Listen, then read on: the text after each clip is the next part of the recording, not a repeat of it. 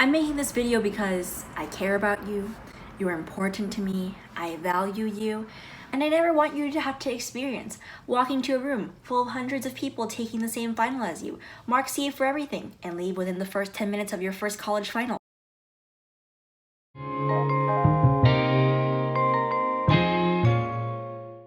Hi everyone, welcome back to my room.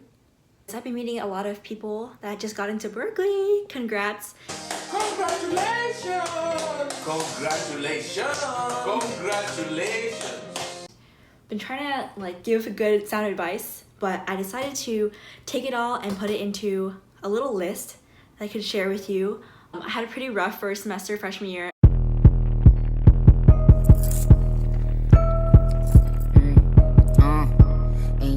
And these are things that I wish I knew. Probably the roughest semester I ever had in my life, but I hope that you don't have the same rough semester. And I just put together 5 tips and some stories about my freshman year at UC Berkeley, my dream school. These tips aren't just for UC Berkeley freshmen, it's just honestly any college student going into whatever college.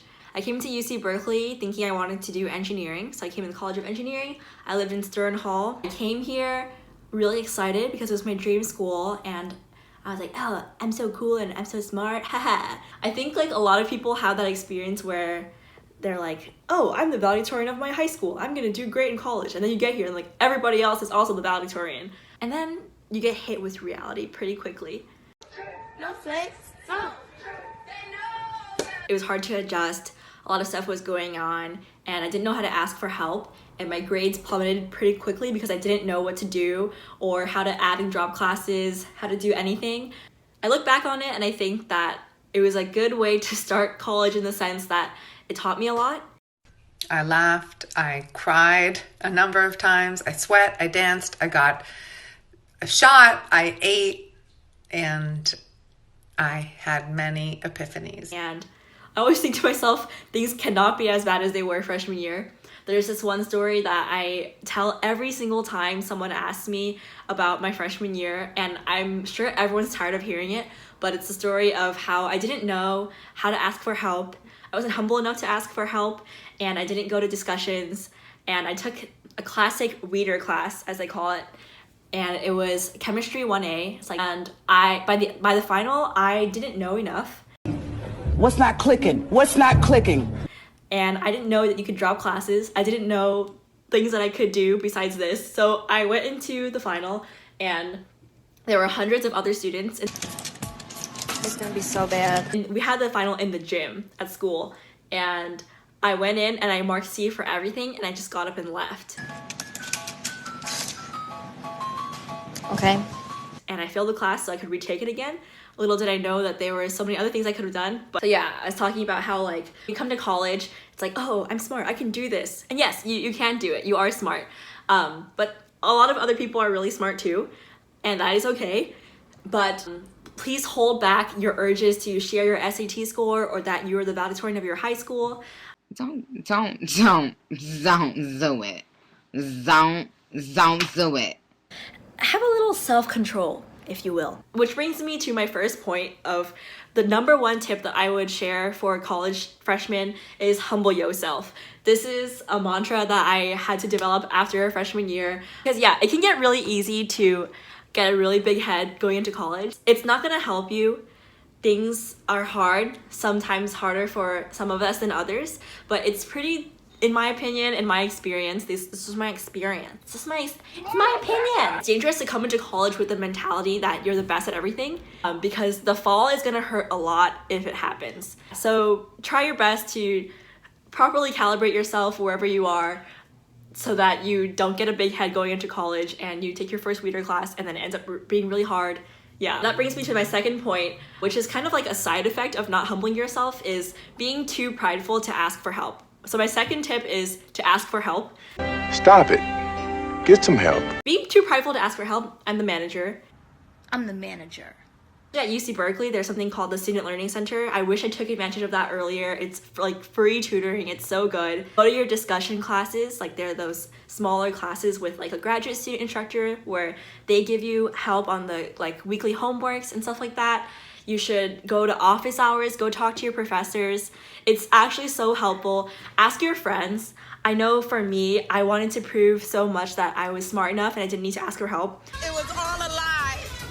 Guys, it was all a lie. She lied. Maybe you're really used to being that student in high school that like would tutor other people and you don't want to be tutored. Yeah, that definitely hit me pretty hard. I had lots of friends in my classes that I wasn't willing to ask for help for because I wanted to seem like I knew how to do it already. Even more importantly than getting help for your education is getting help in terms of your mental health. College is a really scary time, but there's a lot of mental health resources. If it doesn't work out the first time, it can be really discouraging. That's what happened for me. Try your best to keep trying. Actually, one of the tutors that I met at the Student Learning Center was one of the first people to give me a lead on mental health services at our school. So make sure you're making connections with people on campus, advisors, staff people. Getting help with mental health is so important. And I don't think that I would have made it through college if I didn't get the help that I needed when I did. That being said, it's important to humble yourself, but also try not to have imposter syndrome. So it's like that weird in between. It's really hard. You're kind of like, Vivian, what do you want from me then? But if you don't know what imposter syndrome is that thing where you get into a school or you're somewhere and you just think to yourself like, oh, I don't deserve this. It must be a mistake. Like I shouldn't be here. I'm just gonna tell you right now that you made it, and that's that. That's just the objective facts, dude. Like you made it. And there's no reason to question the validity of your standing at this university. Just be here, like you belong here. It's so important to get over imposter syndrome because that can really drag you down in a lot of ways.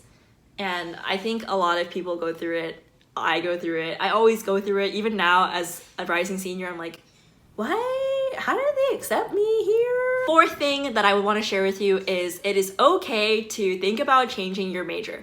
When I came into Berkeley, I was so set on being an engineer because I wanted to make everyone around me really proud and I wanted everyone to think that I was like really awesome. And yes, engineers are really awesome, but so are other majors too. I think it's super ridiculous, especially as someone who's now studying to be a teacher. It's so ridiculous to me when I look at my students I'm teaching and I think, wow, like the world really expects these people who are like 17 years old who still have to ask to go to the bathroom what they want to do for the rest of their life until they retire. I think that's a little bit ridiculous, especially given a lot of people who don't have the opportunity to do internships as high school students. They don't have the resources to be able to explore what career options they want to do when they're in high school. It's so, I don't understand, like it just doesn't add up. It doesn't make sense to me why like incoming freshmen are expected to know what they want to do with no experience.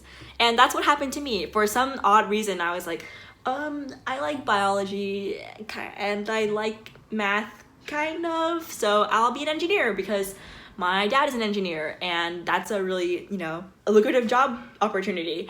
But it turns out that it just wasn't for me. I didn't like it. For me personally, it wasn't like human to human contact enough. So after 1 year of doing that, I decided I'm gonna change colleges in my university. I switched out of the entire College of Engineering and switched into the College of Letters and Science at UC Berkeley. I decided to study integrative biology instead. I turned around and I was like, I'm gonna be a teacher.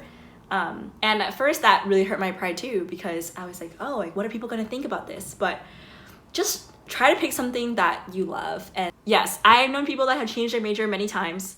You can add a minor, take away a minor. Your first year in college, just try to find things that you seem to like. Try an internship, try some clubs, try talking to older people, and you'll get a better idea of what life will be like after college. I think a lot of people too also have this thing where they're like, I wanted to be a doctor ever since I was in kindergarten and now I can't let go of that because I'm gonna let people down. No, it's not about showing people that you can do the thing you wanted to do since you were 5.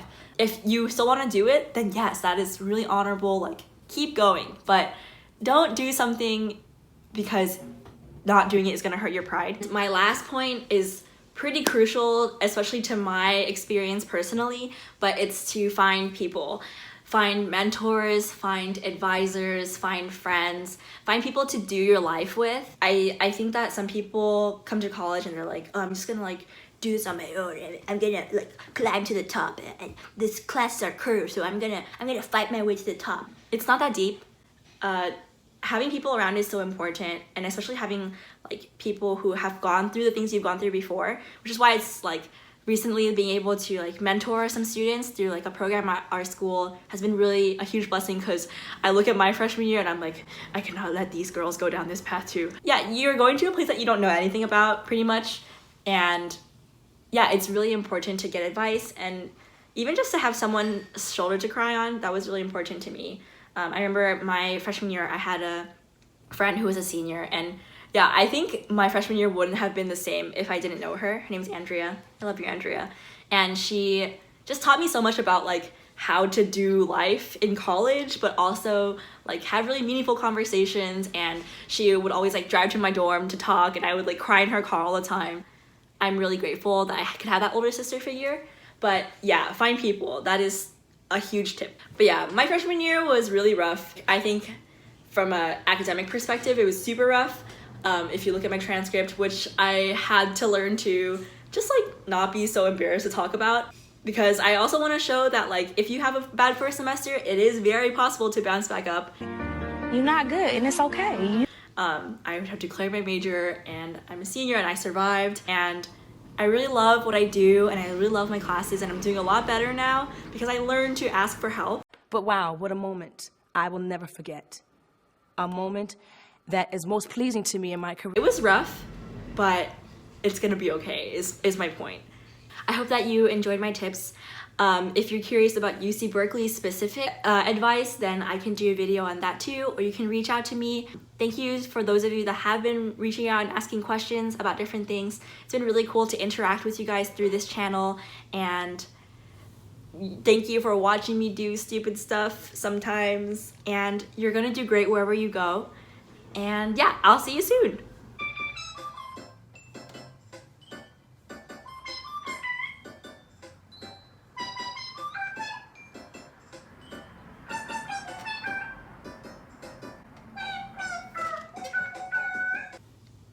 You know?